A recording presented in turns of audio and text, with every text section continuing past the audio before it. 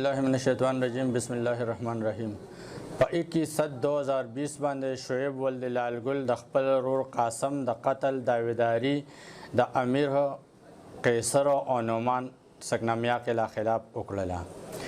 د دې واقعې جناب ډي پی او صاحب محمد شعیب خان سختۍ سره نوټس واغشته. د ایس پی صاحب انویسټیګیشن افتیار شاه خان په سربراهۍ کې فاروق زمان خان ډي اس پی صاحب، ما جوهر شید SHO شبقدر، CIO صاحب سردار حسین خان او عمر حیات خان SI باندې مشتمل ټیم تشکیل کا.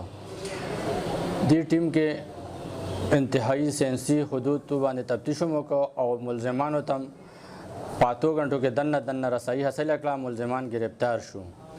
د ملزمانو د په مقدمه کې اعلی قتل برآمد دی، مخامخ پروت دی. دغسې هغه موبایل د مقتول چې کوم د مقتول د قبضې نه اخیستی شوی و، هغه موبایل کوم موبایل چې رابطه شوی د هغه موبایل، دغه 2 موبایل برآمد شوی.